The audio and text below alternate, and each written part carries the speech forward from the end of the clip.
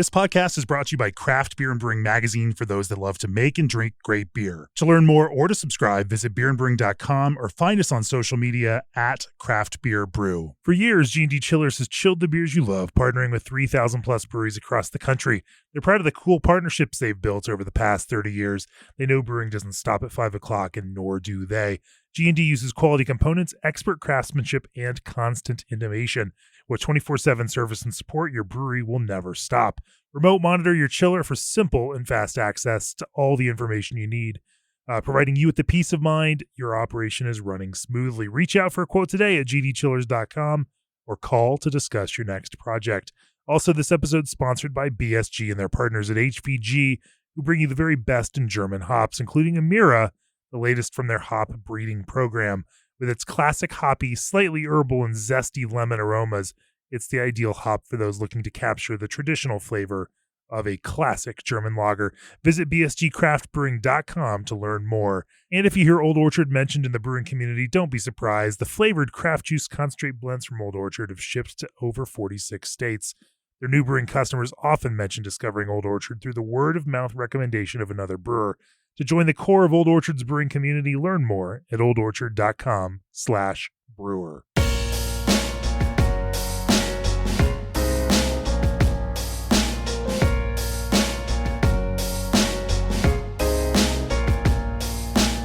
This week's podcast is a bit different than most. A couple weeks ago, I drove down to Colorado Springs to catch up with Jess and Rich Fierro of Atrevida Beer. Jess was the winner of season 1 of the Vice TV show Beerland and went on to open the small community-focused brewery in 2018. From the start, the brewery has proudly embraced the slogan, "Diversity, it's what's on tap." And over the past 5 years, they've lived that as women brewers have outnumbered men in their brew house by a ratio of about 4-1. It's been different, unusual, interesting case study all on its own. But then the night of November 19th, 2022 changed everything.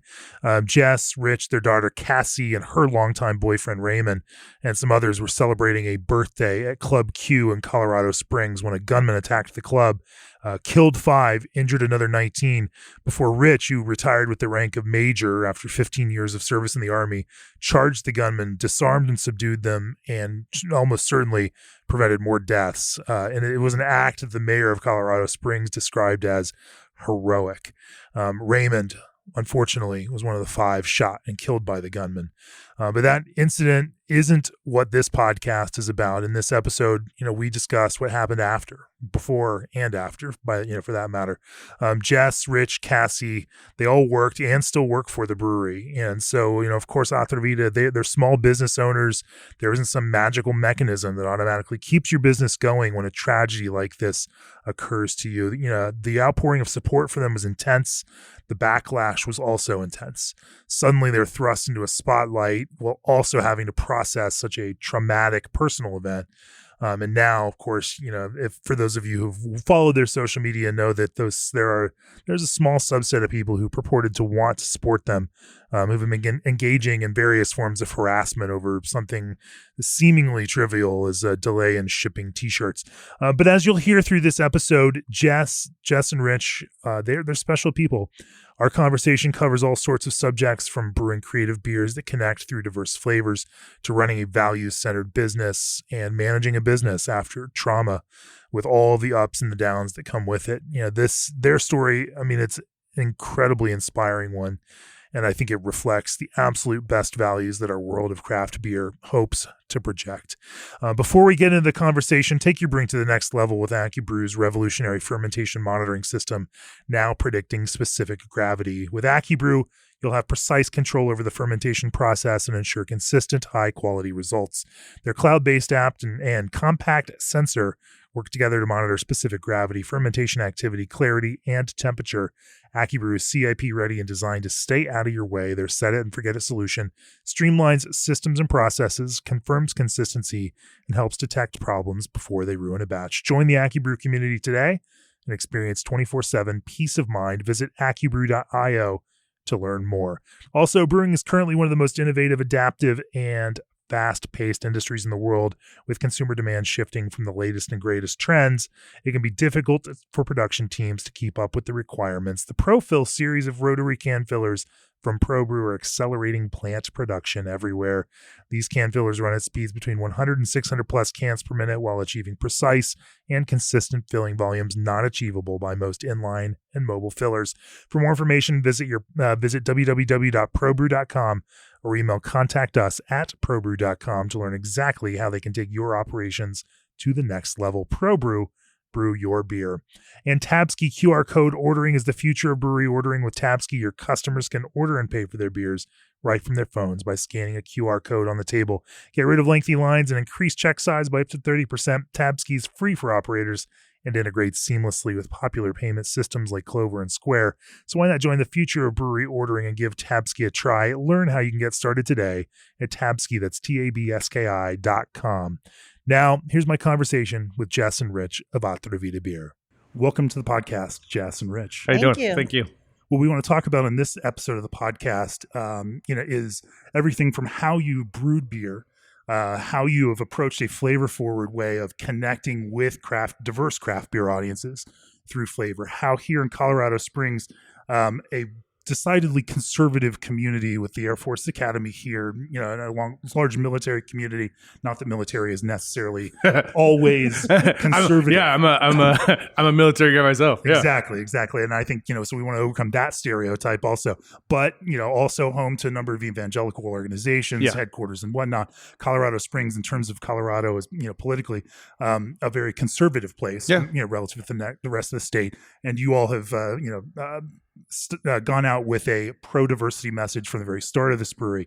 Also want to talk, about how you all, running a small brewing business is hard enough, even in the best of times, managing through dealing with the personal trauma involved in this, as well as the spotlight that was shown on you all, the number of interviews, the number of expectations that people have placed on you, the profile that's created, has created both opportunities as well as lots and lots of challenges that you all are almost uniquely dealing with. The amount of online trolling that you all have to suffer through is absolutely mind-blowing. And so, through the course of this conversation, I want to talk about all of those things. But why don't we start with some of your own beer histories? What was it?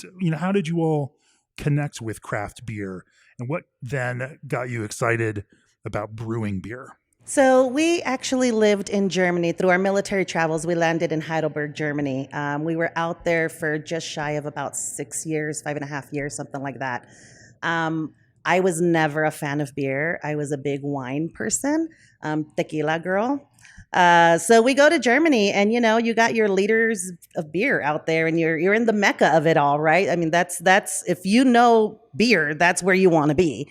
And it took Rich probably the better half of a year to convince me to even start drinking beer.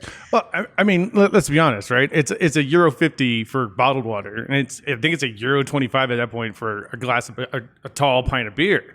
And I'm like, dude, what are we doing here? Because then we go anywhere to drink, and she's like ordering drinks that are like €14, and I'm like, I'm just an army guy. I ain't making that kind of money. So it was very interesting how that whole transition really became an economic decision to go towards beer, or to convince her to go towards beer, and then she really went for it. Yeah, I think that pivotal moment for me was as there was a military unit that my husband was in, and they were holding a hail and farewell at a local brewery there in Plankstadt, and it was called Veldebrouw.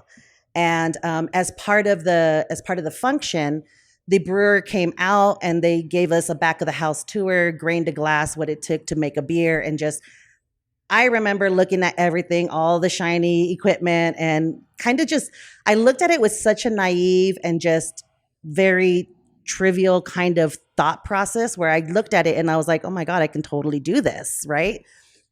Did not have any idea like how labor intensive it would be. But I loved the thought of being able to create. I loved that. And so we finished with the tour. We got a glass of beer, and that glass of beer was the first beer that I had tasted that had a little bit of like a lime rindy kind of taste to it. And that's one of my favorite fruits is lemon. And so from then on, like that entire night, I drank beer that entire night. We danced, we partied, all that kind of stuff. And it was kind of messing with my head because like I knew that I didn't like beer and I didn't understand why I was really liking this beer.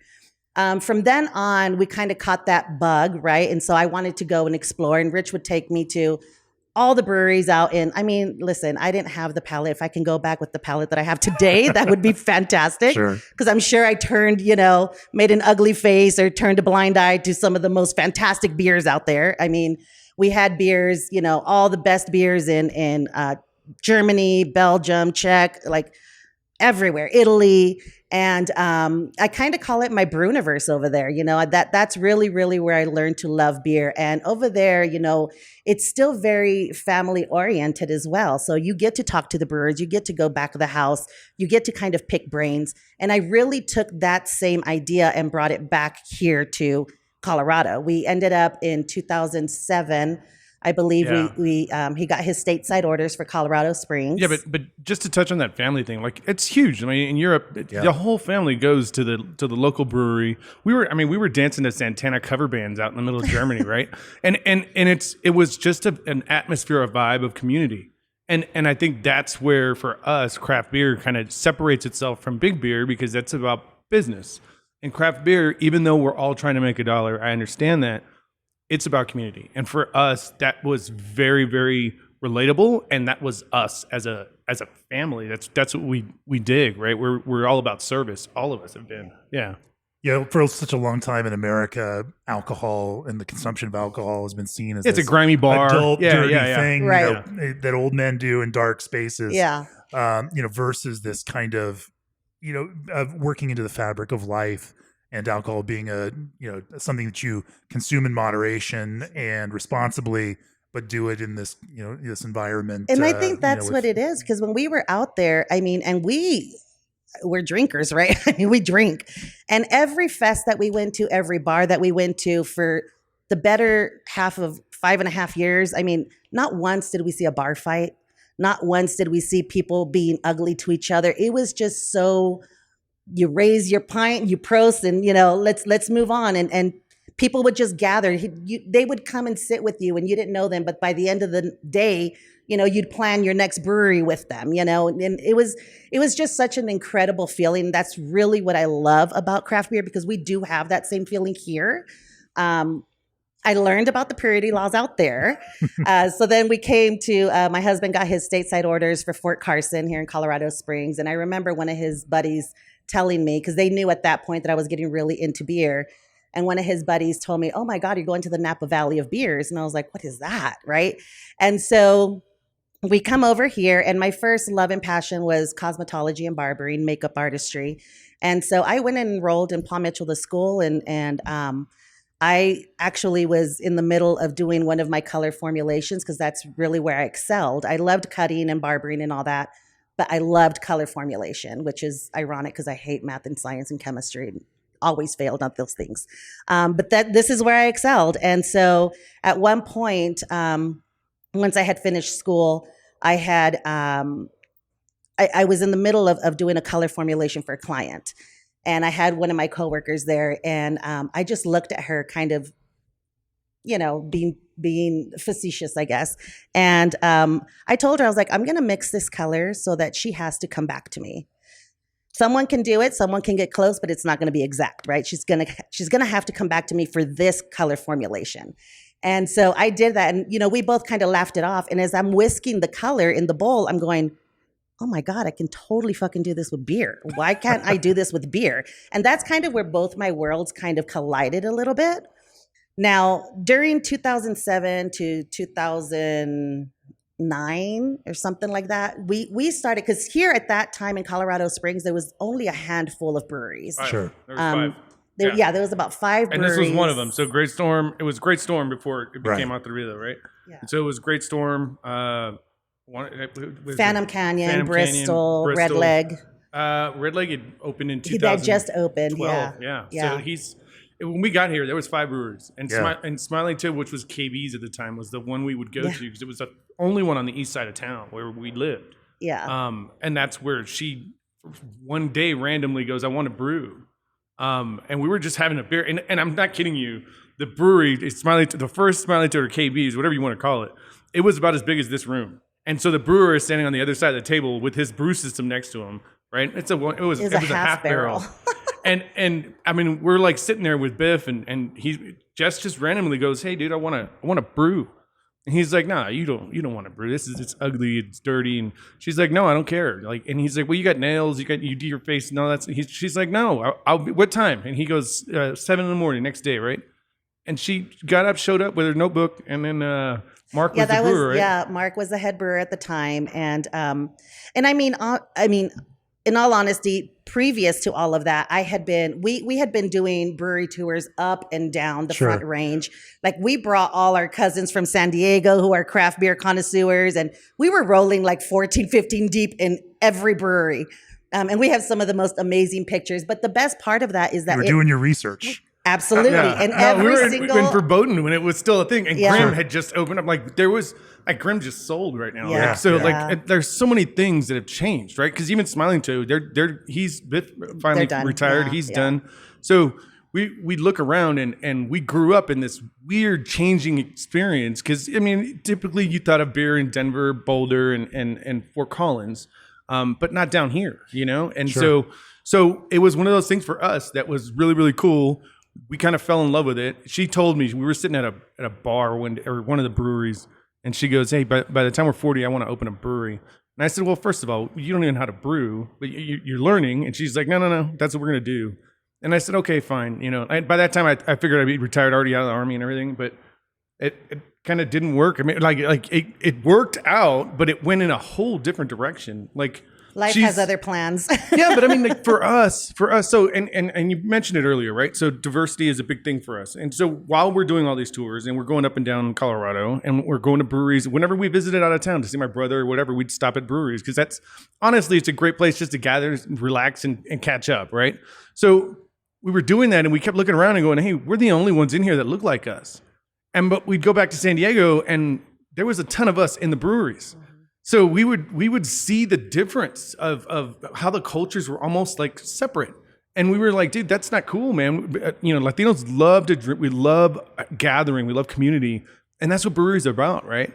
And we just to look at CDC. Colorado does have that Latino population. And even if we don't, we still wanted to create a space where people felt welcome, right? So they didn't feel out. Because we always felt like nobody ever questioned, you know, like, "What are you guys doing here?" Right? That's not the thing. But when you stick out, when you're the only one in a room that looks like you or acts like you kind of feel different, right? And so we wanted to kind of smooth that out, and that was what our intention was with Atrevida, right?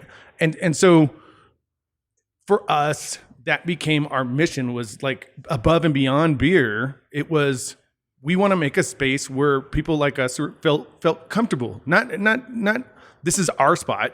This is everybody's spot. That's what diversity is about, right? Just bringing in everything you can. Yeah, and in doing our research, you know, when we did that our goal was 50 breweries in 4 days. We finished at 52 breweries in 4 days. And 52 in 4 days. In 4 days. Yeah, so yes, sir. We had a DD. We went up from here in a van. We rented a van and we went up on the east side of so Greeley, and we went up all the way to Fort Collins. Then we came back down on the Loveland side, and then back through Idaho Springs, and then back into the Springs again.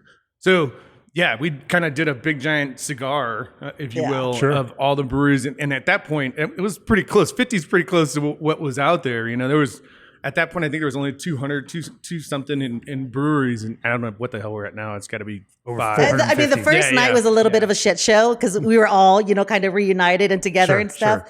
But from then on, I mean, we would walk in, and like I said, there was 14, 15 of us at any given time. And we all had our little notebooks, and we were taking notes, and we would talk to the owners, and we'd get our tours and all that kind of stuff. And for me, it was...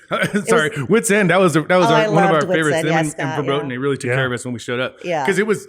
I mean, we filled the brewery. Like, I mean, Wits End was just in the back of a commercial building, you know? It was... At that time, so we were kind of blown away. Hell, he was still pouring out of a jockey box for the tap room when we went through. So it was pretty neat. Yeah. Jay Wells, holy crap! Now I'm just thinking about the little spots we went to, It's pretty Jay amazing. Wells, I think, was out of like a little garage. Yeah. And There's a commercial beach folding chairs.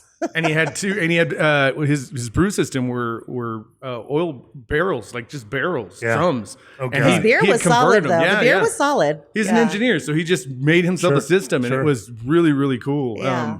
Anyway, I'm drifting. Sorry. Go ahead. So yeah, we did that whole kind of research little tour, and after that, after those 4 days is when I knew this was something I wanted to do. This was something that I really was like had grown a passion for. To kind of circle back into the diversity, it's on tap and Atrevida, the name, and people not kind of looking like us, right? Everyone here in the Springs, because we would frequent all the breweries here, they all knew us, all the servers, all the owners, all that kind of stuff. And I had been saying for a while, hey, I want to just get my feet wet, so to speak, right? Can I come in and observe? Can I just, can I guest brew? Can I do this? Can I do that? And everyone was like, oh yeah, let's do that. But there was never any follow through. And so then I figured I would kind of switch it up. So I was like, okay, instead of asking, can I go in? And because I know a lot of that is proprietary information, Sure. We get that.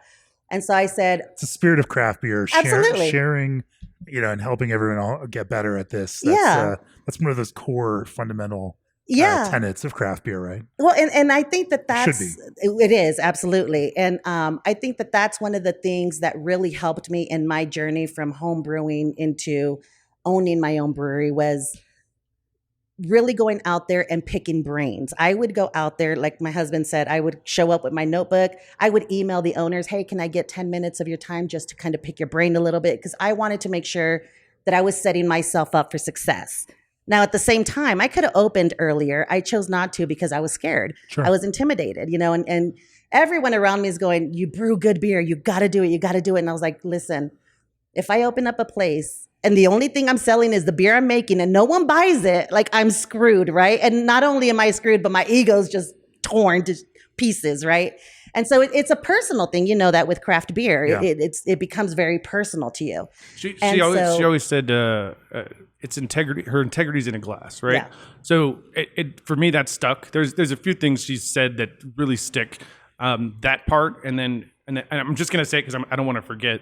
But when she hires, she doesn't hire people based on the skill set they bring, but on the values they have. Because she can't train you to be honest. She can't train you to be loyal, but she can train you how to make beer, or she can train you how to pour a beer.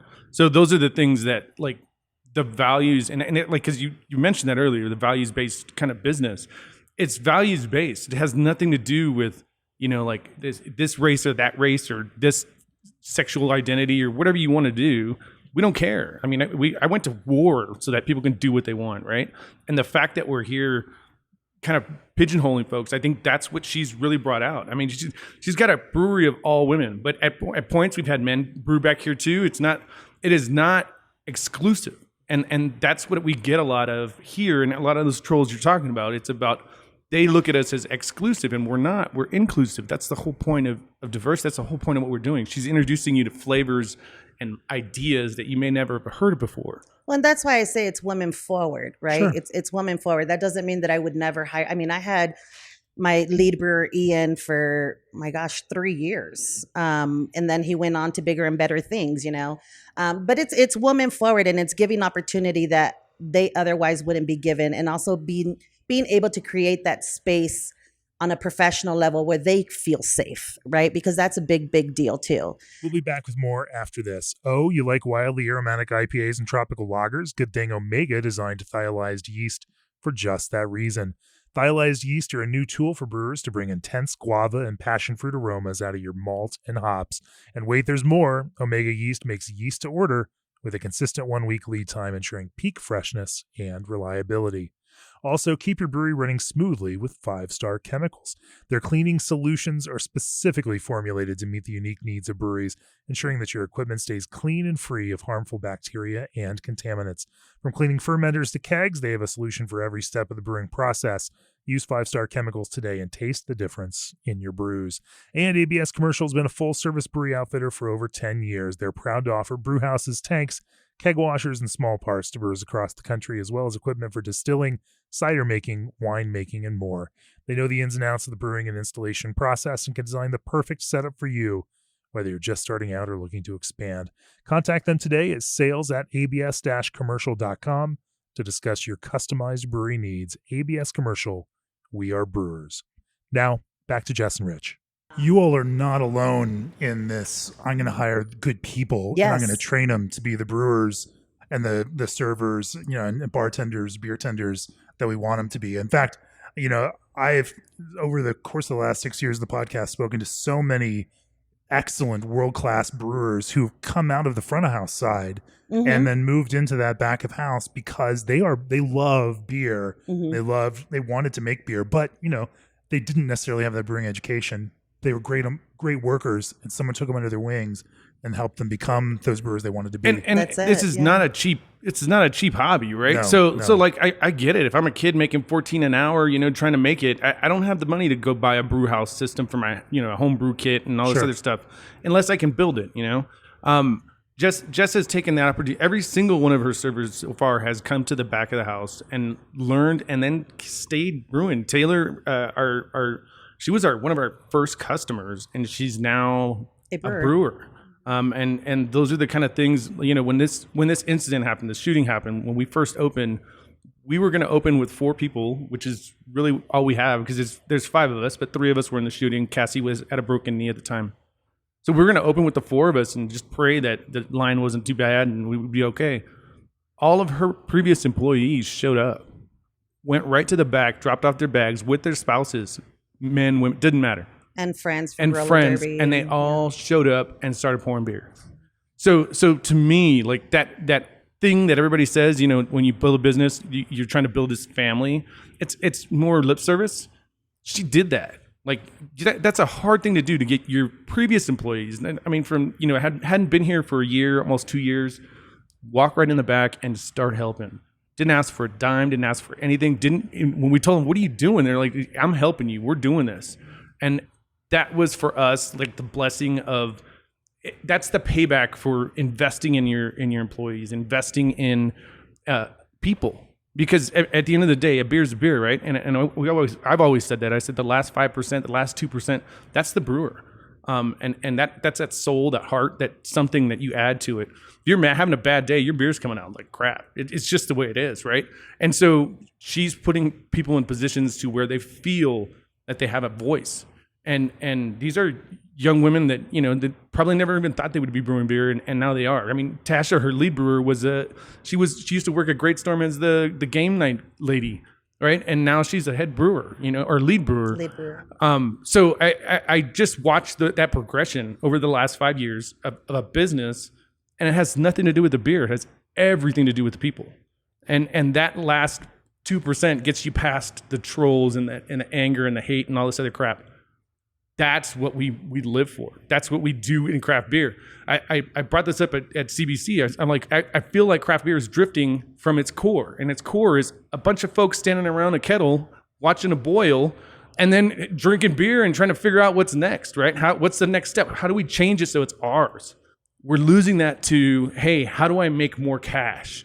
And there's becoming a distance between craft beer and the consumer. And I think that's what's reflected in a lot of the numbers, right? The only demographic that's growing right now is LGBT, Latino, BIPOC community, everything. Yeah. Everything that we are. Yeah. And that's because it's a community that was never marketed to. It was never like sent the message, hey, you're part of this craft beer thing too. Because it's kind of one of those things where I'm only able to buy the big brands at the liquor store, and I don't know what all these bottle shops are about. Well, bring them in. Have something to bring them in, and that's what we were looking for, was to service an underserved, which is everything under the sun, right? And so that's for us what this thing did. That she started with an accidental homebrew competition that turned into a TV show, right? Yeah. You know what I'm saying? Like, listen, Sure, I was in the Army for almost 15 years. And when I get out and she does this stuff, and I'm like, the hell was I doing, dude? I should have never joined. I could have had her, like, we would have been, the next Stone, right? But she's done some amazing things with this, and that was a total accident. By her reaching out so she had to go to Denver to meet other women brewers. The only It other was one the here only was, Pink was Boots Gretchen chapter. here at Great Storm. Gretchen was a brewer. And so Jess and Gretchen were the only two brewers in the Springs that were female at that time. And so she'd go up to Denver, she'd go up to Fort Collins. I mean, it was random. Like she'd be like, hey, I'm leaving. I got to go. I'll be back later tonight. And she'd go up to Fort Collins and they'd have a Pink Boots meeting. And she came back with this glow like, hey, there's others out there doing this. Like, and like had no idea, because whenever we go to a brewery, we go to the back and it's 5 dudes or whatever. And then they want to talk to me. They don't want to talk to her. And it was funny. We were in St. Louis at a brewery. Well, Civil Life. I don't even know if they're still there. Oh, they're there. Okay, so Civil Life. We were going through the back. I fell in love with this place, and I brought Jess out. Yeah. And I brought her back to the brewery. We got a little tour, and the guy kept talking to me, man. I'm like, dude, I told you, she's the brewer. So we kept going, and he kept talking to me, and I'm like, all right, whatever. We get to the end, and Jess asked some question about BTUs or whatever, some brewer question. I have no clue. I'm not a brewer. And the guy goes, oh, hell, you are the brewer.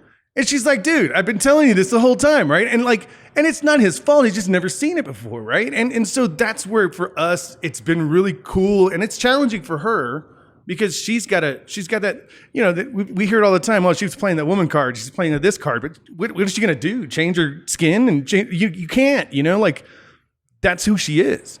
And so that for me was like, what was really cool is to watch as it grew from this TV show, right? And she won the damn thing, which was really crazy, but it proved to her like her beer was good. Her beer can be marketed and sold at scale. And that's what, ABM did with that beer. And so at that point, she was like, people are looking for this. And this is the Viceland show that Meg Gill from Golden Road Road. hosted on Vice TV. Yeah. And they featured you on that. They and, did. it was a competition of sorts, which you won. Tell me about that, Jess. I did. Like Rich said, it was such a moment of confusion. So I was actually doing kind of a politically charged all-woman, I was a part of an all-women collaboration brew at several different breweries up in Denver. Bess was the person that was kind of heading it, and the ladies from Was she at Wine Coop back then? I think so, actually. Yes, I think she was. Yeah, it was her and the ladies of Lady Justice, which awesome. I love them so much. So as part of that collaboration group, we had kind of a closed Facebook group to kind of communicate. And so at one point they put on there like, hey, we're still missing a home brewer. So I was the only home brewer. Every other person was, at professional capacity. And they're like, hey, we're missing a home brewer for the homebrew competition. Jess, are you interested? Blah, blah, blah. And I was like, I mean, sure. I have one beer. I have like 3 bottles of one beer, if that's cool. And they're like, yep, we'll send your information. I was like, perfect. So they send my information off. I was under the impression that I was going for a local competition, right? A local beer competition up in Denver at Colorado Plus. And it turned out that all of a sudden I get this director calling me. So I'm emailing this person, and funny enough, their name was Jamie. And I'm very, very Latina sometimes. And so I kept reading it as Jaime. And Jaime is like masculine form, right? In Spanish.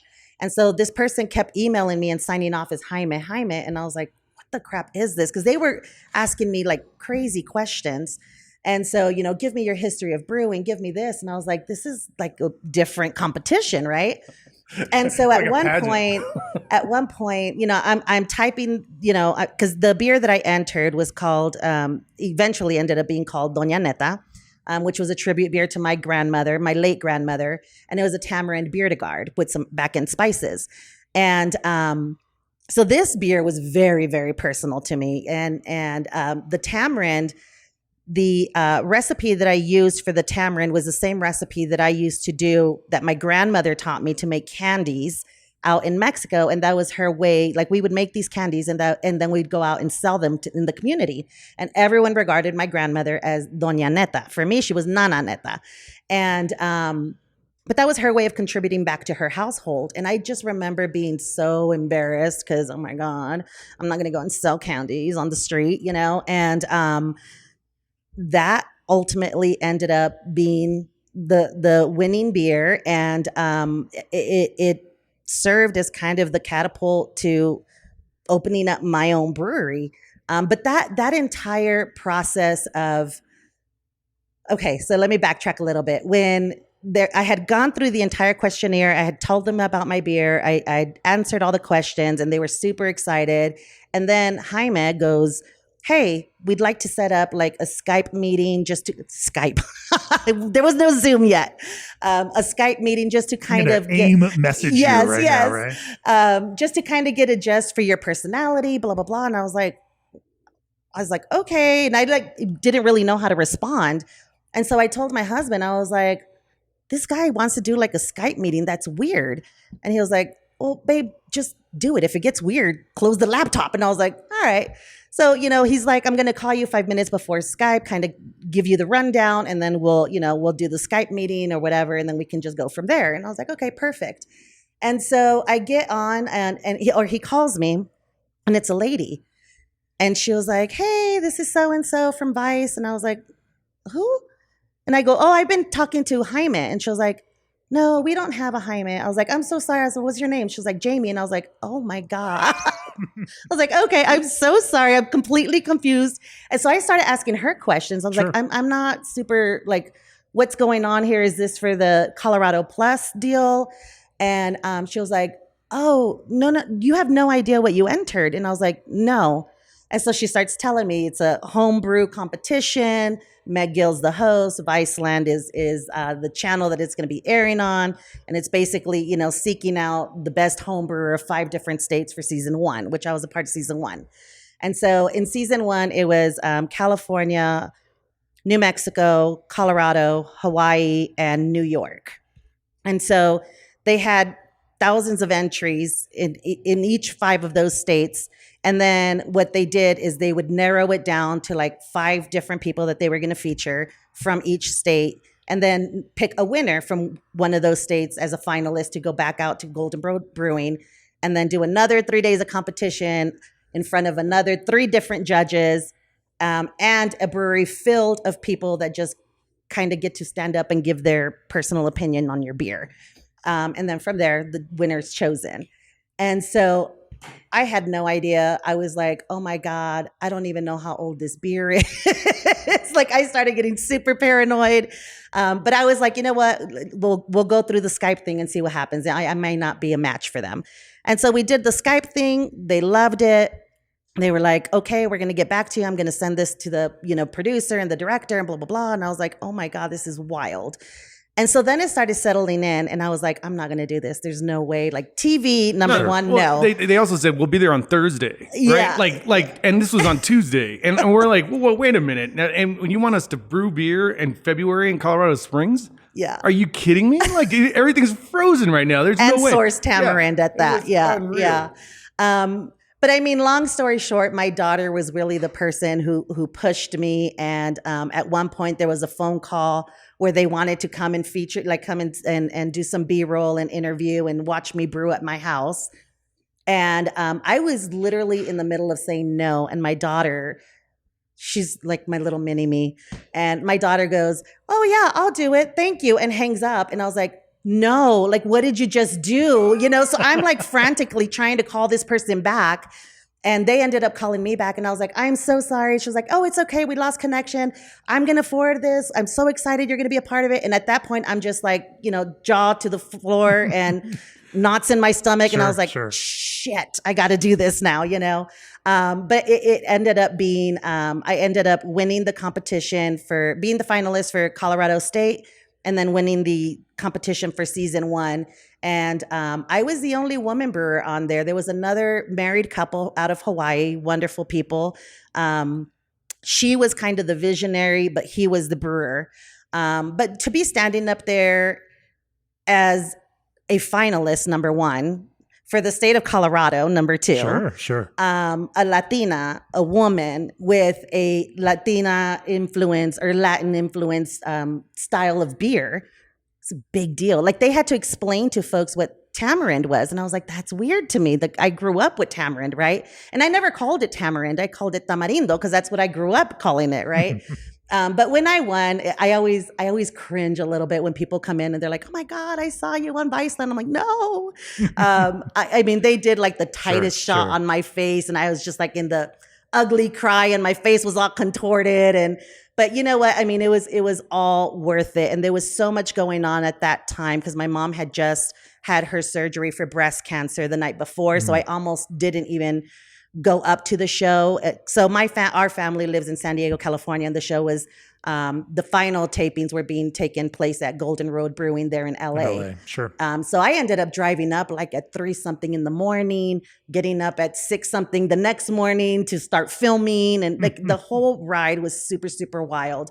But I'm really, really thankful for that opportunity because it did show me that there was a market for what it was that I wanted to do. I knew that I wanted to come in, and I wanted to come in with the bold message. Diversity, It's on Tap, and Atrevida, so Diversity, It's on Tap was born 5 years before I even opened my brewery. I had that written in a notebook. Atrevida was born probably, I want to say maybe a year and a half or so before I opened up my brewery. This was when I was like, okay, I'm definitely going to do a brewery. This is what I want to do. And my sister and I sat down and we talked about it, and we cried about it, and we drank about it, And then at the end, we're like, oh my God, Atrevida, it's perfect for what I want to do. So, what was it? A year later after the show, Atrevida Beer Company was born, actually, in 2018. She glosses over this all the time. Like, so listen, you win a TV show, Kelly Clarkson, right? She's going to be the next biggest thing on the earth. That's what I'm thinking. I'm like, holy crap, I got myself a superstar. We're going to be offered everything in the world, and nothing came. No. So I was like, There's not like a record deal. Yeah, no, dude. Right. I was like, New Belgium's calling. Yeah. You're just going to angel invest in your business. Right. I said, babe, you better be ready to move because they're gonna ask you to brew for Stone and all this stuff, and then nothing, So for us, it was not disheartening. It was just like, okay, so now what do we do with this? And it happened that at Great Storm, what's his name? Jeff. Yeah, Jeff had approached us just before this thing and said, hey, I know you guys are into beer. Jess is trying to brew. Do you guys want to pick up Great Storm? And we were kind of like, well, hold on. We were customers of his as well. Yeah, absolutely, for 5 years. And so we're like, hold on, we got this TV thing, and we'll see what happens from there. And then it went from there to, hey, you know what? That's an opportunity I think that we can do. She did it all on her own. I was still, I mean, by the time we were in negotiations with Great Storm Brewing, with Jeff, this was my third luck charm because I had tried twice before to open, and it just was not working out. The first time I got cold feet, and I was like, oh, and I had negotiated the shit out of that lease. I mean, I had an architect in line, like everything was in place, and we went to sign papers, and I got cold feet, and I was like, you know what? No, because at that point, Rich was looking at getting out of the military as well. So I was like, we have a lot of transition happening right now. So I said no to that. And then the second one, again, we were getting ready to sign papers. I had done a wire transfer to give this guy the deposit and everything. And he freaked out because it was a bank and was like, I thought this was between you and I. And I was like, no, this is business. So I was like, red flag, I'm not going to do that. So we ended up not doing that. And it ended up kind of being a blessing in disguise because at that point, was when my mom was diagnosed with breast cancer. And I come from a very traditional Mexican family. And it's like when one person's sick, all of us gather. And so I knew it wasn't going to be, it was going to be a good minute before I could kind of explore getting, owning my own brewery and then, enter Jeff. And at that point, so the other two times I was completely heartbroken and I had all this like remorse and like regret. And when Jeff came about, I was like, you know what?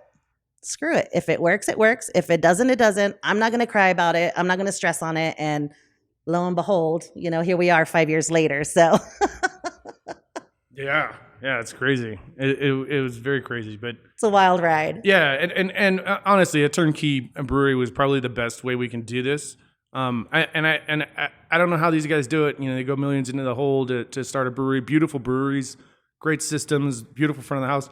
Everything in this place means something to us. We painted this place. We put up the murals. We put up all the pictures. Half the stuff, it was us and my friends and her friends putting in the work. So for us, I mean, we built tables. Like you're sitting at a table I built just because we needed to have another table, right? This is a family thing, right? So 3 of the 5 or it's 6 employees right now. 3 of the 6 are Jess, me, and Kass. Yeah. My daughter, and the 3 of us were in the shooting. So there's a lot of anger as to what our response was for folks that were just trying to support and buying a T-shirt or come in to have a beer. 3 of us were out, and at that point, Tasha and Taylor were the only 2 here, and Taylor wasn't brewing. So Tasha was the only brewer. We ran out of beer on the 3rd day we were open. No, it's like on the second day. Yeah. On the second day, we ran out of merch 10 minutes after we opened. Listen, I'm a craft beer guy. I got a small brewery. It's a one in a kind of a homemade 10 barrel. And at the end of the day, I would go out and buy T-shirts, and when people ordered them, I'd send them through the mail at the post office. Right? I mean, that's just what I did. And I bought the stuff here, but I had to have the merch on hand, and so I pay up front, and I'm like, okay, here's my extra stuff. And during COVID, I put it on the website because I was going through my master's program. They were showing us how to do online sales or whatever. So I built this little page on Wix, and then it just was kind of crazy, people from all over the world, because it resonates. These mass shootings are sickening, they're disgusting, but it resonates with people when a family, an entire family was involved. Our best friends were there with us, we lost Raymond. There was 6 of us there that were connected for years. It's over 10 years, and that's my Colorado family, and we were all attacked. So each day is a challenge for us. And so some days when the troll pops up and I want to say something really jacked up, or Jess wants to we've had our moments of, screw you, I don't care, and it's not fair, but it's also for us like, dude, do you not understand what happened here? This was not run of the mill, we got robbed or something, normal. This was completely unnormal. And then we were involved with a community that we were supporting because our friend was there, right? So for supporting. Yeah, we always support, right? So for us, the LGBTQ community, we're the first brewery in Springs, still are the only ones to march in Pride every year. Not for there's no money in it here, right? It's because that's what we wanted to do. That's what we felt was right. That's part of that follow through, though, right? I mean, it's really, talk is cheap. There's a reason that the phrase is there, right? You have to walk the walk. You have to do the hard work. You have to be out there. You have to be present. And that's we live, our motto, diversity is on tap, is literally how we live our life. It's synonymous one with the other. I don't come in here to pretend to be somebody, or I don't hire people who pretend to be somebody. This is who we are. We are all like-minded, and when this whole thing happened, I mean, first of all, the outpouring of love and support and just unreal. Incredible. I've never witnessed anything like that in my life. But when we're talking about the trolls and we're talking about people who, want to yell at us and cuss us out because they didn't get their T-shirt or their $50, that me and Jess are in a polygamous relationship and all this other crap, But the thing is that you can't expect people to understand it. I still don't understand it. I went through it. We went through it, but I don't understand it. And the minute that I understand it, that's my red flag, right? I should not be able to understand that type of mentality of why someone would go in and just shoot a place up, right? That's where I give that leniency and where I'm like, okay, before, and we are very desensitized as a society, right? Because we see it every day now, and you hear it every day. It's not taboo anymore. And so now for us, I hear shooting and my ears pop up. And I'm aware of what's happening, and I'm watching the news and I'm seeing it, right? Before I heard shooting and it's like, oh, another shooting. Yeah. And you go about your day, right? And so I can't expect these folks to understand what we're going through. I mean, we ask for patience and we ask for, a little bit of understanding in terms of just human nature, right? Grace. We're going through a lot as a family, and the reality of it is that we haven't stopped. We went through the mass shooting. We stayed closed for about a week because it was into Thanksgiving. Opened right after Thanksgiving, and it's been go, go, go. I haven't had an opportunity to sit down and dwell, and I can't do that because if I do, I'm going to fall apart, right? Sure. I still have a business to run. I still have employees who are counting on me. I still have, all these people who want to support us and love on us. And for me, like we all kind of went into robot mode, you know? I mean, this was also very triggering for a lot of people. For sure. You know, and I think, to come back to it, you were dealing with this personal trauma, the death of someone that's very close to your family who was there with you that night. Yes. The trauma of being involved in this, and then opening the business a week later, and then trying to manage the spotlight now that's on this business.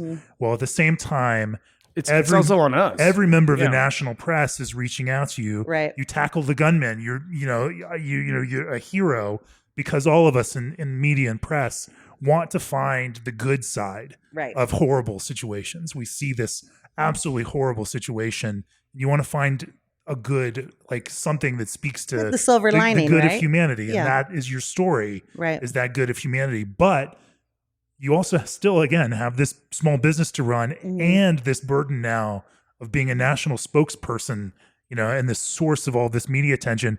Again, hard enough to run this small business, hard enough to manage all of that media if you weren't having to do anything else. Well, else. and How did you balance all of this? I think that's the harder part, right? The harder part is putting aside, if you will, the human feelings and kind of going into robot mode, and just like having this business at this point in time, having gone through what we've gone through, I feel has been like a blessing and a curse for me, right? There's a lot of stress that's involved. The media portion of it, he's very good at that. He loves that. But that's also that is the silver lining, right? Because we now have a platform to bring awareness, right? And to speak to things in a way that everyday people can understand, everyday people can relate to, and so it's important that we do those things, right? But on the business aspect, it's hard because we deal with each other every single day. We see each other every single day, and we're all going through it at a different point in time. What triggers me one day can trigger my daughter the next day. 3 of us in the same household went through the same thing, and we all deal with it very, very differently, right? There's a grieving process, there's a mourning process, there's a loneliness, there's the stress, There's a lot of anger. Listen, there's a lot of anger with pain. The other part of that too is, I mean, I'll be honest with you, when this whole thing happened, I reached out to my girls and here who work at Atrevida, and I talked to them, and it was very, very triggering for them too. Taylor and her wife are a part of the community, the LGBTQ plus community. And, it's unfortunate, but they've seen this before, and they've known folks who have been a part of something like this before. And so it becomes very, very triggering and very personal to them immediately. Right. But they've also been our customers since almost day one. So they know us as a family. Right. And Tasha, who's been with us for 5 years since the day I opened doors to Atrevida Beer Company, we are her family. She is our family, and so I had to kind of sit down with them and, do you guys want to open? Do you guys we will be there, but I'm not sure how long we can be there. At that point, our daughter was still in the wheelchair and, all that kind of stuff. And I would literally wait to come in until after their shift, or I would come in early before their shift when I knew they weren't going to be here, because I knew that my patience was not there. I knew that I was on hypersensitive. If they looked at me a certain way, if they said something and it just didn't sit right, I was going to pop off. And so the responsibility was on me to control that. I didn't want to lash out on them or be upset or I don't know. I didn't want them to feel as though I was taking it out on them because they were not deserving of it. I mean, this place would not be here held together the way it is if it were not for my crew, 1,000%. So for me, it was really trying to moderate. It wasn't like you could take months off and spend time in therapy and get to a place where all of a sudden, you feel more mentally capable of being right here and running this. What are we going to do? There's one brewer. Yeah. I mean, Jess had to get back in there and start up. And she did. And listen, that anger is there. Dealing with her employees in a way that's not toxic also goes back to the house, right? Because then you get home and you're angry. And so we fight over stuff. And it's not that it's intention and pain that comes with this stuff. I always said, like, I figured it out after, because she begged me for years with the Army to go to therapy, and I'm like, I'm good, I'm a man, I don't need all that crap. And I figured it out when I came downstairs, is I had asked them to turn the lights off before they go to bed, and I went to bed and I came down for PT and the lights were on, and I felt like I was the most disrespected. I was ready to go up and shake everybody awake and tell them how horrible it was. They left the lights on for what, maybe a penny in energy that I'm going to freak out about. Those are the moments for people that have gone through trauma like this, that PTSD. That's what shakes out. That's when you don't realize how you get mad at some of the stupidest things, but because there's an anger in you that you're trying to push down, and it's very hard to deal with. I will tell you, Jess and Cass have maintained a very kind of, not standoffish, but they manage who they talk to. I think you're the third interview Jess has done. Yeah. in this entire time. I kind of took that on because they did not want to deal with it that way. And it's hard to talk about, but for me, it helps me. I feel better when I talk about it. Right. So it became a kind of a partnership of, okay, we're going to do that. I got to do this, because at the end of the day,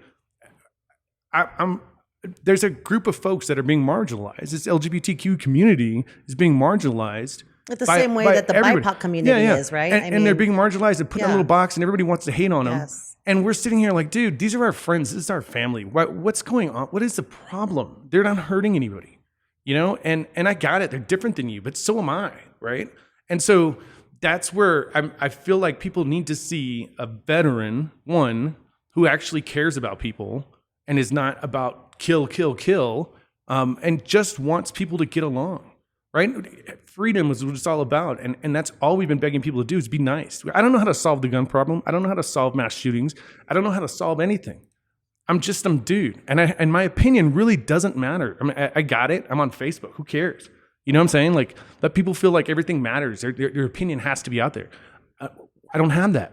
And for us, that's what this was about. Diversity and bringing everyone in. It was about letting you make your own decision. When you drink a Christopher Street beer, you don't even know that Christopher Street is part of Stonewall, right? Yeah. So like, it's a LGBTQ beer, but half the people drinking it just think it's called Christopher Street. You know what I'm saying? And so for us, that's part of that exposure. It's not anything about, Jess always says it, I'm not shoving it in your throat, but it's here. And if you want to experience it, it's here. I'm not shoving our culture in your, I'm proud of our culture the same way that anyone else should be proud of their culture, right? So it's not me shoving my culture down your throat. It's a sharing of cultures. And my aha moment with that came when my mom, when I won Beerland, my mom was going through radiation, and she had her entire office rooting for me. And so when I won, my mom goes, Mija, can you get like a couple 6-packs of that beer so that we can give, some of it to share it with the office? I was like, yeah. So here I am. I won on, I don't know, let's call it a Friday or something. I don't know what day it was, but I won on a Friday. Then I drove down to San Diego and I took my mom to her radiation appointment the next day. And so I have all these cases of beer. We're going into her oncology, appointment or whatever. And, we're giving the beers out, and I'm thanking everybody for their support and their love and all that kind of good stuff. And then the next day my mom had another appointment. So I go to take my mom, and her doctor comes up to me and she goes, Jessica, she goes, that beer that you gave me yesterday, she goes, it has tamarind in it. And I was like, it does. And she goes, oh my God. So she's Indian. And she goes, this beer took me back to my childhood. And I was like, really? And she goes, do you know that tamarind is the #1 ingredient in India? And I was like, I had no idea. That's just a flavor I grew up with. And so it became this dialogue, and we were sharing cultures and how we knew this ingredient and what we do, why it brings us back to our childhood and everything. And I was like, oh my God, this is everything that it should be, right? And so that it tied right into that whole diversity. It's on tap. And I love sharing that story because it's something that happened so organically. I have a Juneteenth beer here that I made in 2018, the same year we opened. And my husband was the president or chair of the president, Vice. the vice president of the Black and Latino Leadership Coalition here in Colorado Springs. They were looking to do something for Juneteenth. So admittingly, I didn't know much about it, right? And so my husband starts telling me like, hey, they want to do a function there at Atrevida. What do you think? I was like, let's do it. And he goes, well, I think you need to make a beer for it. And I was like, okay. He goes, well, they had this celebratory drink called the Big Red Soda. Never heard about it, never knew about it. And so I was like, I don't know what that is. Like, you have to send me like a description or something. So he sends me a description, it's like 2 sentences of what the Big Red Soda is. I took that and I created a beer. This beer is still being poured today at my brewery. And that day I was like, okay, what we're going to, and my brewery was packed that day. And I was like, you know what? I'm not sure how this is going to go over, but we're going to give it a shot. We're going to see what happens, right? So we had the music playing or whatever at I don't know, let's say 6:00 or whatever. We had one of the ladies from the Black and Latino Leadership Coalition come up to me, and she was like, "Okay, I'm ready to do kind of the reading." And I was like, "Okay, cool." So I shut the music down. I was like, "All right, guys, we're celebrating Juneteenth today, blah blah blah." And then I turn it over to her. I was like, she's going to do a quick reading or whatever. And then, we'll tap the beer. And so we shut off the music and everyone's kind of like, what's going on? Like, this is different. It's a little weird, right? And so I'm just staring at everyone's faces and kind of seeing how people are absorbing this information, right? So she kind of reads why it's important, the significance of Juneteenth and the significance of acknowledging Juneteenth and all that kind of good stuff. And so once she's done with the reading, everyone claps. I was like, all right, beer's on tap. We throw on the music and, it went over so well. And we had people coming up to us and thanking us, soldiers actually, that were here on TDY, that came up, thanked us. And they're like, we've never seen anything like this at any other brewery. And we are like, craft beer aficionados and all that kind of good stuff. And I thought, Sure. This is the type of stuff that people crave. This is what makes us human. This is what makes us, relatable with one another, and so for me, it was so important. I've had people walk in and go, oh my God, I'm not Latino. Am I allowed in here? Because it does look like little Mexico in here, right? And that's okay. That's what I want it to look like. It's fun in here. Yeah. I'm Latina. I need color. I need vividness in my life. But that same guy that came in, my server at the time was a little perturbed, and so he goes in the back and he's like, dude, this guy's being an asshole. He said this, blah, blah, blah. And I was like, all right. So I go out there and I was like, I'll go and take care of it. So I go out there, I start talking to him. He ends up coming in and sitting down and having a beer. We start talking. We hit it off really, really well. I'm sitting there, I'm having drinks with him, right? I'm having pints with him. And at one point he goes, I really like you. I really like this place. I'm really sorry that, the introduction was the way it was. And I was like, oh man, you're all good. No worries, blah, blah, blah. And then he goes, hey, can I ask you a personal question? And I was like, sure. And at this point, we only had a little bit of beer in each of our pints. And he goes, how is it working with all women? And I just looked at him and I go, okay. I said, well, give me a second. And I grabbed his pint and I grabbed mine and I filled both of them. And I came back and I said, let me double down on your question. And he just looked at me and I said, do you make it a habit of going around and asking other men what it's like to work with all men? And he looked at me and he goes, I'm an asshole. And I said, that pint's on me. That guy is now my regular. He's been here since that day. He is one of my regulars now. And it's a way of, I always tell folks, there's nothing wrong with a healthy debate, a good dialogue. It's when your opinion becomes fact and you want that person to absolutely agree with you. That's not human nature. Not everyone's going to agree with you. We can agree to disagree and still have 5 pints together, right? Sure. It's a healthy debate, right? Now, if you're going to come in and you're going to, you want to be derogatory, you want to be racist, you want to be all those things, you can walk right out. I can give 2 craps about whatever money you're going to spend here, right? Because it's something that's not tolerated. But at the very beginning, when we opened doors, that's what we were getting. We were getting a lot of people who wanted to debate us.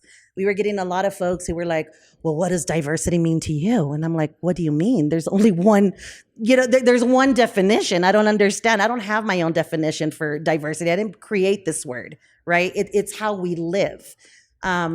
So for me, having, I think that there was a point in time where I realized that beer is my muse and there's a bigger purpose for what I'm doing. There's standard and expectation for how we brew the beer and, processes and all that kind of good stuff, because at the end of the day, I do want to have a quality product. But why can't I use that product to create dialogue? Why can't I use that product to create awareness, right? And that's exactly what I've done since day one here. And that's still what we do today. I truly believe in giving back to the community. And you know what? I mean, in all honesty, and this actually happened during COVID. I had, from the minute that I opened doors, I would have at least 1 or 2 give back beers that I would do a month to local nonprofits. When COVID happened, these people came out in droves. I do everything without expectation of, hey, I scratch your back, you scratch mine, right? I don't do that. If I want to give, I'm going to give without expectation. And these folks came back in droves. And literally cases on cases of beer. We didn't even have a canner at that time, or a seamer.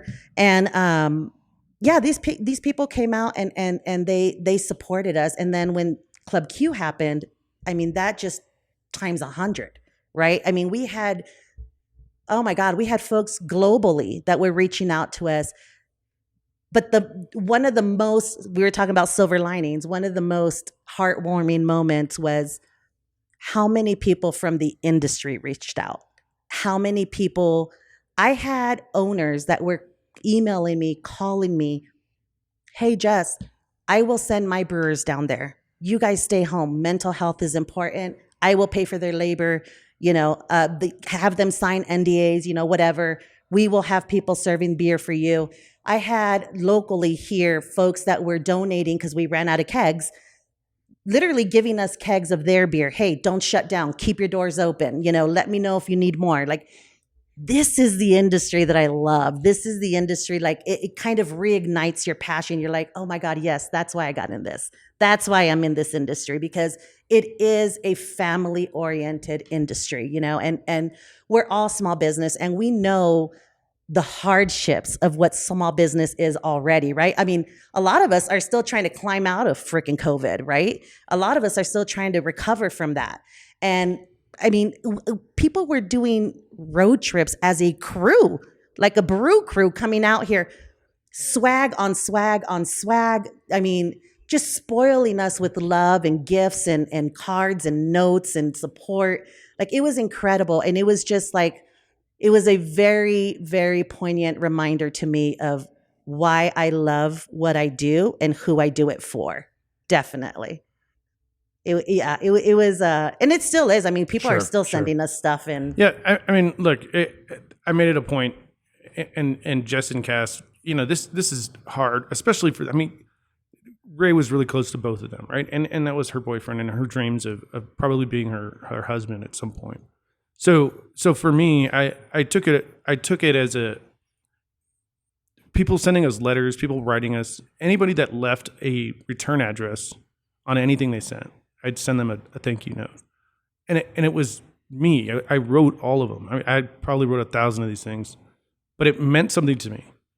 I wanted people to know that we paid attention. They were heard. Their note. I mean, we heard stories. We heard stories of trials and tribulation of everything you can think of. People from across the world that were in mass shootings and felt that same pain.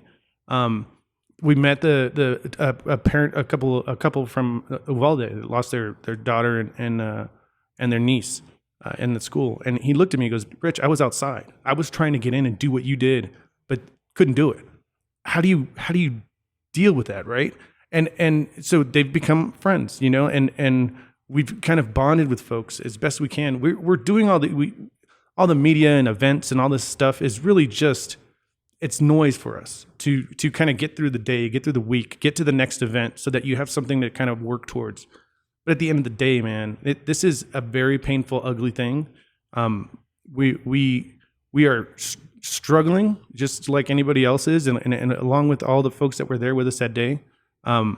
So there is there's a blessing to this, and there's also the curse of, hey, we're still going to live with this. In 5 years from now, when nobody remembers who the hell Rich Fierro is or Jess or Atrevida, we're still going to be doing Atrevida, and that's our intention, because we think it's valuable.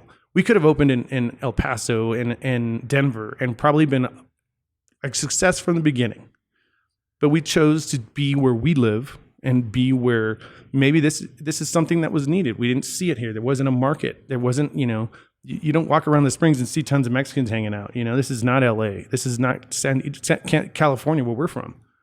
And so it was for us a moment of a challenge that we sought out.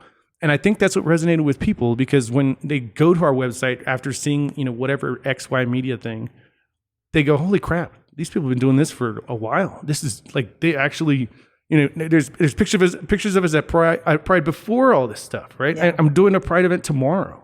And it's because we're part of our community, and we want everyone to get along and everyone to hang. And it sounds very Rodney King, sorry. We just really, really do want people just to be happy. And that's what beer does. I mean, that was the whole point of it, right? Well, happy, accepted, feel safe. I mean, basic human needs, right? And wants. It's not anything extraordinary that we're doing or that we're providing, I guess, not in my eyes anyway. But it's something that we know is needed. It's something that we know is needed. It's something that we've experienced within this industry on our personal end.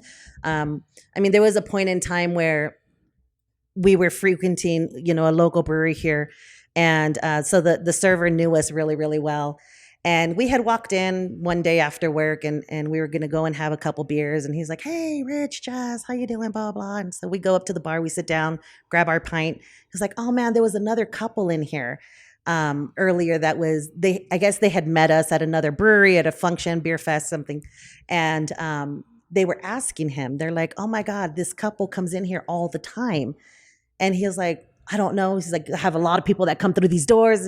And so the wife goes, no, they're a Mexican couple. And he goes, oh shit, Rich and Jess. And I was like, oh my God, that's wild. That if I walked into a brewery and I was like, oh my God, that white couple, that's everybody. You're not going to know right off the bat that's, I don't know, Rich and Jess or, whatever. Right. But it was like, it was a moment for me where I was like, oh my God, no, this is something that needs to happen. This is something like there's a bigger purpose for what I'm doing here other than just making beer. We've been talking for a while here, and I know you've got some other stuff to do today, so I don't want to keep you here too long. But I do want to talk a little bit. I don't want to give too much credit to the trolls online, because I think that some of that is probably bot driven and programmatic, and just folks trying to, probably not even the people that were actually trying to support you. But it is a strange problem to then have this overwhelming support in the form of people buying merchandise, for the brewery. Yeah. And the challenge, I mean, this is a very small business, as you said, Rich, like, you'll print a few shirts and you'll mail them out if people want them here and there. Yeah. But when you start getting hundreds of orders or thousands of orders or maybe 10,000s of orders, you get to orders of magnitude that become very expensive, very capital intensive to fulfill. That also raise a lot of red flags with financial institutions, and cause a whole cascading thing. Because it's not like, it is a domino effect. You all are not professional like merch creators and shippers. No, not at all. Not at all. We make beer. I keep telling people, I do not make t-shirts. This is not FUBU. This is not Nike. But or Amazon. Or Amazon. Like when people are texting, they think they're talking to a bot. I'm like, dude, it's me. Hello. It's Rich or Jess, the two people you were trying to support. They want to talk to the merchandise department or the that's us. HR guy, and I'm like, no, that's all of us. There's no separation. Yeah. But listen, it's a blessing. I never want to question that. I just, for me, it was hard to look at and say, okay, that's my priority, because it's us, right? And we're still trying to heal through this thing. And I got it. It's been 6 months. Cool. But I had t-shirts on there for $10, man. Where are you going to buy a t-shirt for $10? Where? I mean, you can't even get a t-shirt for $10 at Walmart anymore. Yeah. And we had it on there because of COVID, and it was my excess shirts from the year before. And I'm like, I just need to get rid of them. It literally said random t-shirts because I was just trying to get rid of excess inventory. And then it turned into, hey, let me buy 10 shirts. There's $100. And then we looked at it. Well, We go. Well, hold lose on. money doing that. Absolutely. Yeah. So then we were like, oh, holy crap. We may not even make a dime on this. And that's fine because we're just excited. Like Jess has gotten this thing through we're on the last 5 yards, if you will, just to hopefully be completed by the end of the month here. Stuff starts flowing. But that moment of when people are wearing our t-shirts, that's where we're going to be like, holy crap. My daughter looked at us and goes, hey, we're going to go somewhere and there's going to be somebody walking around with an Atrevida t-shirt on. And it can be in Houston or, Germany or God, pick, we got pick your orders place. from New Zealand, Australia, Yeah. Norway. So like for us, it's now like Atrevida means something. Like and hopefully that meaning is hope, and it is survival. It is that next thing for people. Like it's inspiring, right? And that's all she's ever tried to do. The financial stuff and all that's going to sort itself out. We'll be lucky to make something out of it. But at the end of the day, that wasn't important to us. What was important again goes back to what it meant when people spent $10. You know what I'm saying? And so for us, this has been a huge adventure of a ginormous, consequence. But at the end of the day, we're getting there. And I couldn't go to the local guy with t-shirts to order this stuff. You needed warehouses of stuff, and you had to stop production of other stuff to do this. So there was no. And that's what turnaround. it was, because when this happened, it happened literally overnight, and I had to reach out to our website folks, and I was like, "Oh my God, shut it down, because it was freaking me out. My phone, I had to turn it off because it was just popping off. Like I couldn't even send a text. I couldn't get any emails. My emails went from like 5-10 to about 200,000 like overnight, and so it was a really scary and exciting feeling. And it was kind of the same feeling of when I opened doors and we were having our grand opening. I was like, is anyone going to come? I don't know. We'll see, and so that's kind of how it was with this whole merch situation. We had a lot of folks that reached out and like, hey, I do, this is what I do. I print shirts, blah, blah, blah. But we're talking about hundreds of thousands, right? Hundreds of thousands. And we went to 2 different people and they were like, oh, we can take it on. No problem. And then we'd send them the information. They're like, this is too big. We can't, because we were butting in the middle of Christmas trying to get these things done. And then you go into New Year's, right? And you have to deal, this was such a learning curve and learning experience for me. The logistics that are involved in something of this scale is wild. You have to deal with the legal department. You have to deal with the sales department. You have to deal with the merchants. You have to deal, there's so many different departments that we're having to deal with. And all of which are taking, department. Yeah, all of which are taking, several different days to just answer one question, right? And then this is besides everyone taking their personal time off. We had gotten to a point where it was like, okay, we're going to get ready to go. And then the next email is like, hey, we're going to be out of the office for the next 2 weeks, but we'll get back on it as soon as we're there. And I'm like, oh my God, please. But these are all things that are out of our control. And we've done everything that we can up until this point to try and expedite this as much as possible. But again, I don't expect people to understand, because this is not something I would have ever understood either, right? Had I not gone through it. And but an additional layer of pressure and expectation at a time where you're having to manage all of these other challenges as well as your own personal, mental health, trauma. Well, and getting our daughter back into brewing, right? Like she started brewing again in February, March. So she's just been back in the rotation. And Taylor started brewing because we were shorthanded, and Taylor actually started brewing before that, and then all of this happened. And so we are still trying to run a brewery. And so the merchandise thing, I understand totally. I truly, truly do. Everybody's dollar means something, right? And the $10 t-shirt means a lot to someone. And we want that to be fulfilled, and we are going to fulfill it. But there was days when we would just put it aside and be like, dude, we don't even care about this. There's so much anger about a t-shirt, right? And then the anger in me was like, dude, you did it to support us, and then now you're like mad at me, like because I'm hurting.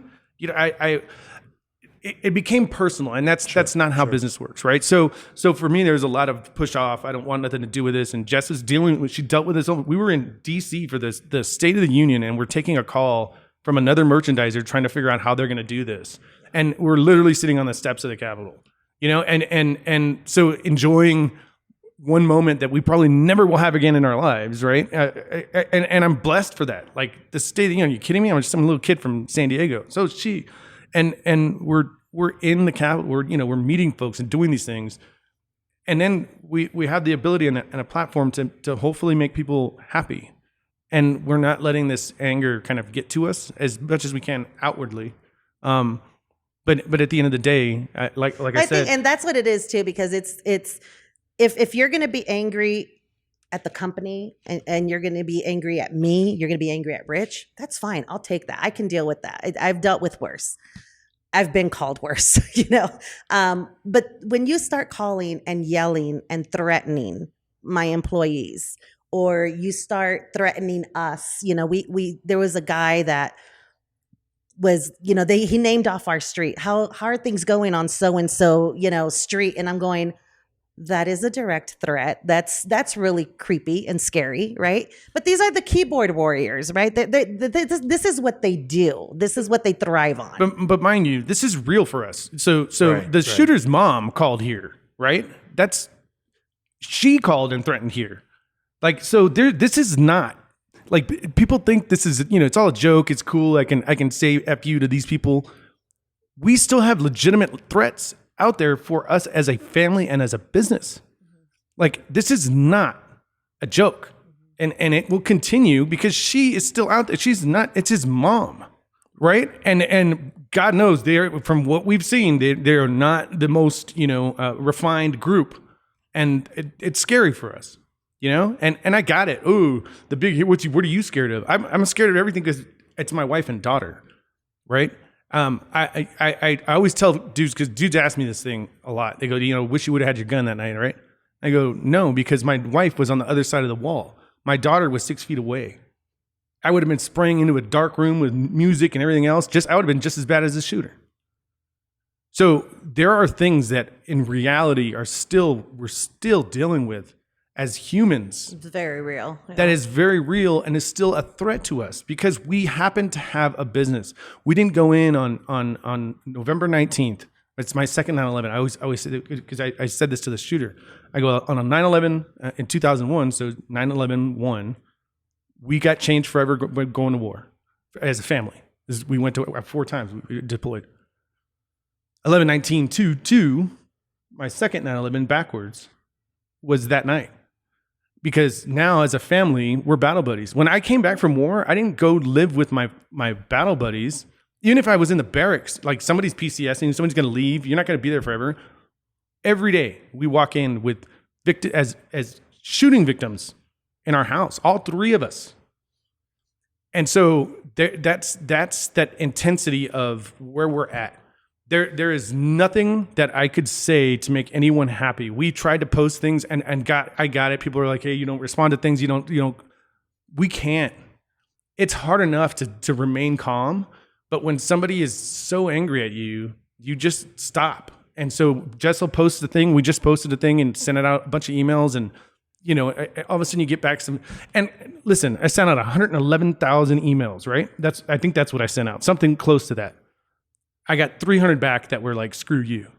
So 300 is a lot for me because like I'm a human and I'm just, but it's a drop in the bucket compared to everybody less else. than a percent Right. Yes. of all of this support. But we get it's all the 300. loudest. That's right. And it hits the hardest and it hurts the most. In the Army, we had a saying like 90% of your time will be spent with 10% of your folks.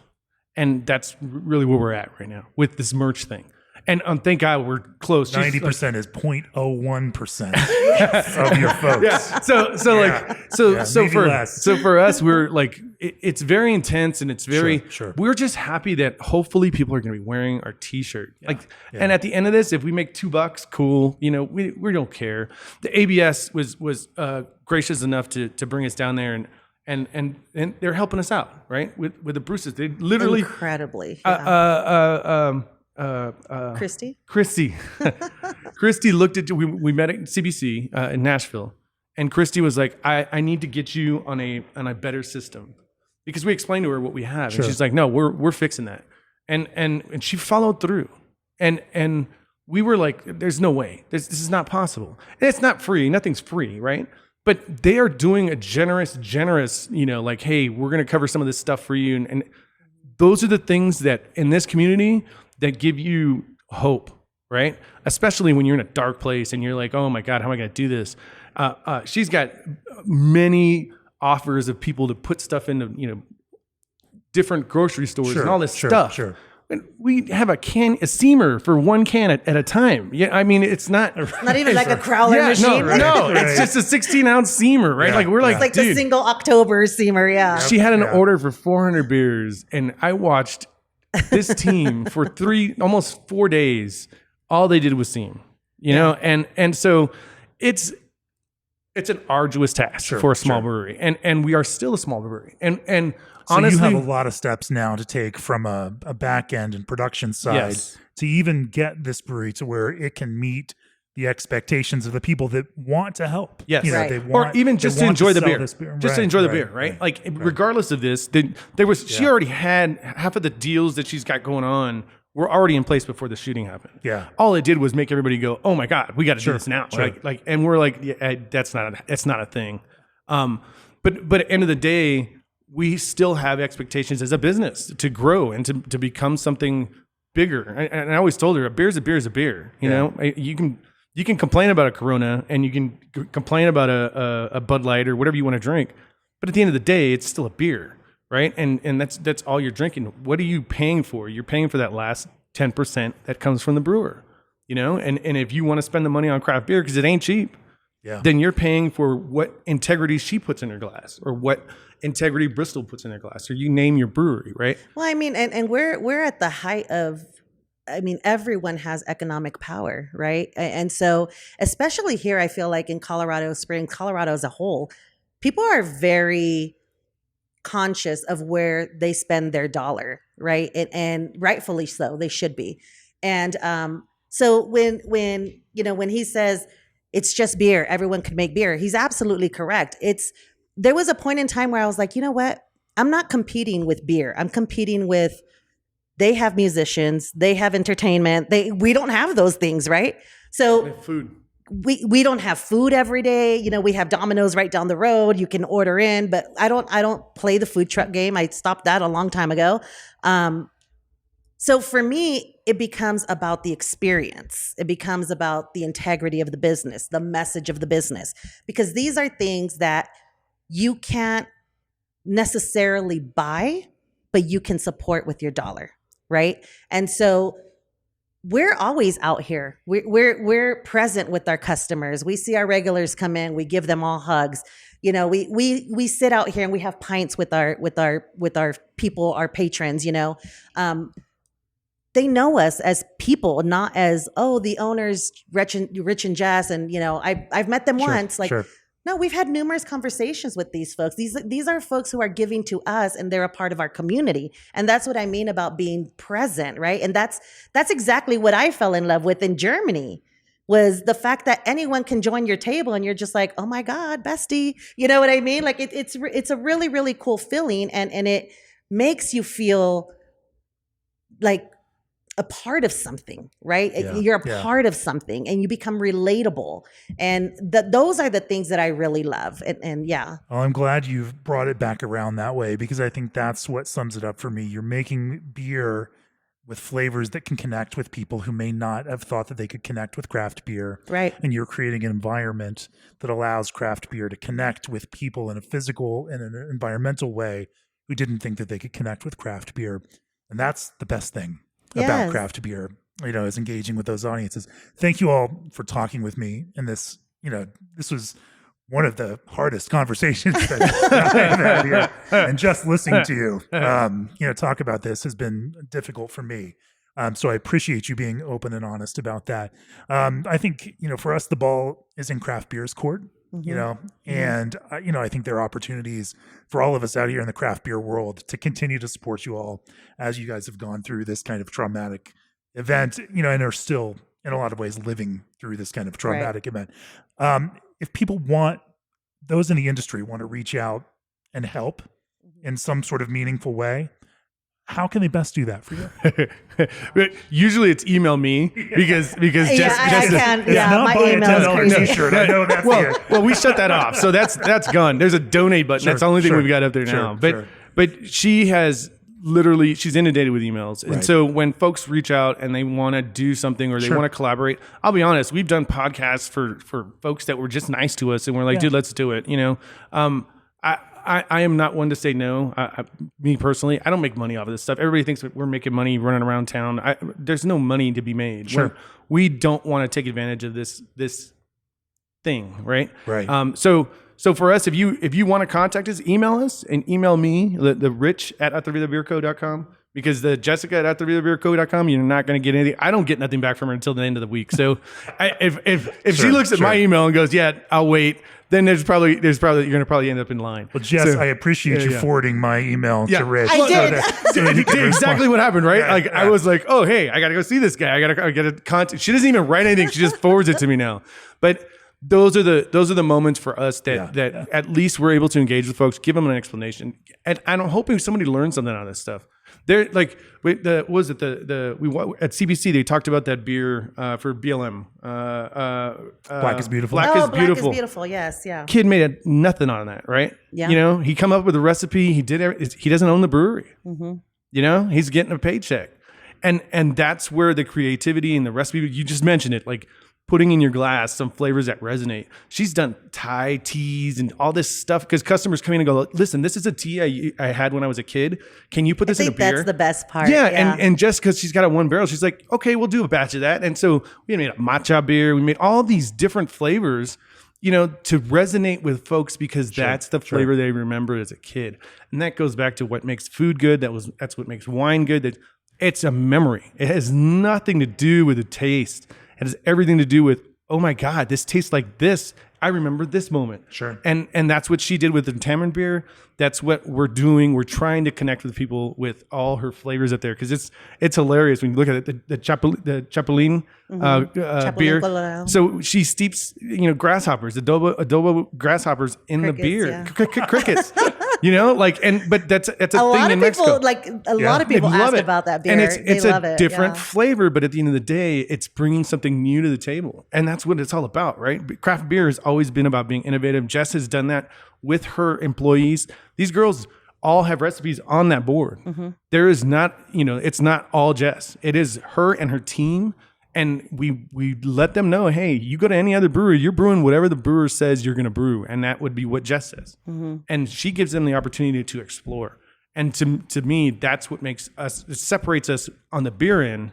And it also lives true and it resonates with what we're doing on the front end with the diversity that's on tap. It's giving people opportunity that I wish I had, that I was given, and being able to provide that opportunity for them, right? And everything, we say all of this, and it's not like I'm like, yes, you can do this, like everything is earned. There's a process, please believe that. And there's a lot of shut off. There's been some no's in there for sure. But for the most part, it's really creating a space where they can be seen, they can put out what's important to them, to their culture, to their lifestyle, whatever it may be, and being able to put that on the board. And then people come in and they're like, oh shit, what do you know about Juneteenth? And I'm like, oh, okay, well, let me tell you. Or people come in and we have some playful ones, Drunken Churro. That's one of my favorite beers too. It's a wit beer. Churro is one of my favorite desserts, and I'm a tequila girl, a little agave in there, right? So, I mean, it's really kind of marrying people ask me a lot what my recipe building process is, and I'm like, I'm so different. Like, I don't think of the beer first. I think of, for me, it's a breakdown of either a personality or a dish, or there has to be some type of inspiration behind my beer.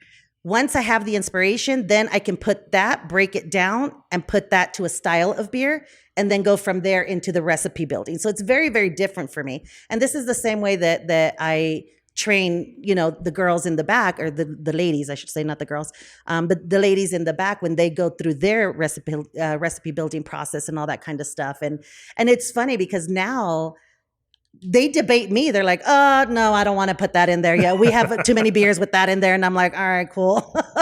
But, that's what it's about, is them finding their voice and their passion in this industry. And hopefully them at some point opening up their own business and paying it forward, Yeah.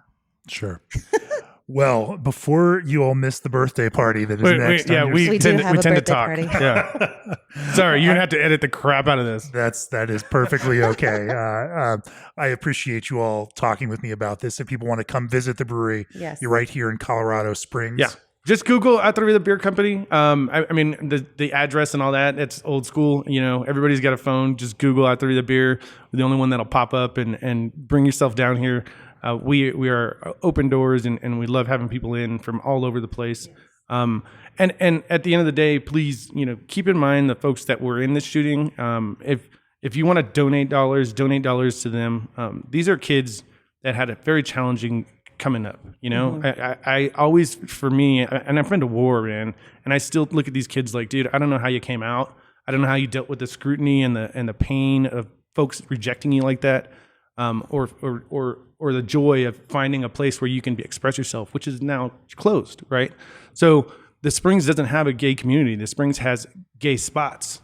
So these kids don't have a spot to go right now. They're finding other things to do. And so for us, if you keep them in your mind and your prayers, and if you want to spend dollars on them, because these are 20-year-old kids that for the rest of their life are scarred.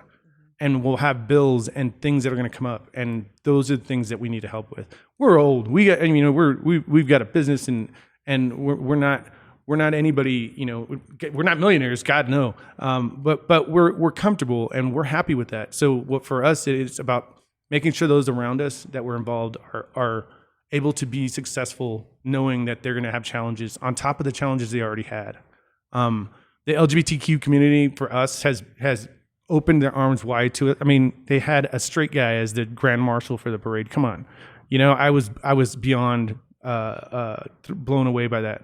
And for us as a family to have always supported a community, and then now have the opportunity to really kind of show that side to other folks, because we have people come in and they're like, I appreciate it because my kid's gay, but I don't really talk about, and we're like, dude, you be proud of your kid, like you could lose them because somebody has a hair in the wrong spot and they don't like it.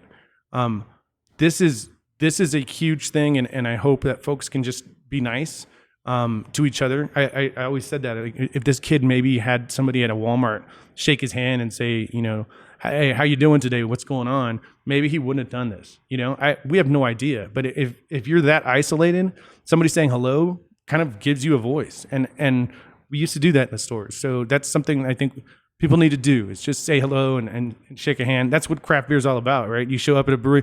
We met our friends here at Great Storm, because there was no seating left. And we were like, hey, can we sit with you? And they're like, okay. And so we just had a conversation. All of a sudden we're at their house for a homebrew, session. And we're friends 10 years from there. And we've seen them have kids and all this stuff. Chip and Joe were there with us at the shooting. Those are the things that make craft beer special to us. Those are the things that make craft beer special, period. And so if you want to get involved with anything, get involved with those kind of folks that are having a tough go. I think that would be a blessing for us, because Atrevida, at some point you can buy it in a can somewhere, but right now, you got to come to the brewery. So that's kind of where we're at. Yeah. And I was going to say, for like-minded folks, I know that there's a lot out there in the industry, and maybe doing collaborations where we can, do gift back beer of some sort. I know that no one right now wants to work on my equipment because it's we're the auger, we're the rake, we're everything back there. But once we get that shiny new equipment, maybe we can do some type of collaboration or something else like that that would give back to a great cause. So. Keep at it. And this it's organic. Don't force it. We kind of at CBC, we're hearing everybody, how do we make, diversity? How do we bring in this new market or a market of BIPOC or LGBTQ? Don't force it. Just let it be natural, and honestly, just be nice to people, and that's being diverse, be welcoming, and I think that resonates with people. And when you force it, and hey, today we're having today's the gay beer. I don't know, I mean, you can't, you gotta come at it with some class, so you just be careful with it. It can't be wealthy white men. Well, yeah. Saying, how am I going to calculate the perfect marketing approach to appeal to this kind of audience? Right. Because that's not what true diversity There is. True has diversity to be, is hiring people, in this way. They create products that connect with people, that reflect the kinds of broader people audience that you want to bring into a brewery, and create these things organically in a way that's authentic and nothing's wrong with hey, we're all white dudes and we own this place. What the hell do I do? Do something, figure it out. Go hang out at another place and meet folks that you've never met before. That's what Jess is meaning by also act, just supporting too. Just support is huge. Show up, and that will resonate. People will see you at a location. They would like, oh, wait a minute. These guys mean it, or these ladies mean it. And be support, present. Be present. Support your pink boots and support all these things that are out there. Yeah, support pink boots. Because that's what matters, right? Because right now that's the only market that's growing. Because that's the only folks that was left behind. So all the other dudes, with the beards and stuff, all the hipster stuff went away. So now it's like, well, what do we do next? And I guess we topped out on that market. Yeah, it's done, right? So now it's like, what's next? And I think that's what it is: honesty, authenticity, like you said. And what she's trying to do is natural. It's not forced. It always comes off that way when you see it. The whole Bud Light thing. It was kind of a forced thing, and it blew up in their face. Because you've never done that before. You can't just be something tomorrow. You have to live it. You have to be it in order for it to be authentic. And so that's what we're trying to do. Whether at the end of the day it makes us money or not, we don't know. We just did this because this is what we want to do. We have a passion for it. Well, thank you all for living these best possible craft beer values that we all should strive to live up to. And thank you for continuing to do what you do in the face of all the difficulty that you all have faced. Thank you so much for talking to me and sharing your story with our audience of brewers. No, thank you. Well, thank you so much for inviting us to this. And also for everyone out there listening, thank you so much for all the love and support. This industry is amazing. And we hear and see all of you guys. So thank you. Thank you so much. Cheers. Cheers. Salud. And that is my conversation with Jess and Rich. So much there to be inspired by and learn from. If you want to learn more about Atrevida, check out their website at atrevidabeerco.com. Find them on social media or go visit their tap room in Colorado Springs at the corner of Mount View Lane and Nevada Avenue. G&D Chillers has set the standard on quality, service, and reliability with 24/7 service and support. BSG and HVG bring you a Mira with its classic hoppy, slightly herbal, and zesty lemon aromas. Try Old Orchard's flavored craft juice concentrate blends in your next craft beverage. AccuBrew helps you detect problems before they ruin a batch. ProBrew's rotary can fillers reduce waste and produce higher quality packaged beer. Tapsky QR code ordering is the future of brewery ordering. Omega stylized yeasts bring intense guava and passion fruit aromas out of your malt and hops. Keep your brewery running smoothly with 5-star chemicals. And ABS Commercial is your full-service brewery outfitter. I'll be back next week with another great brewing conversation. Until then, cheers.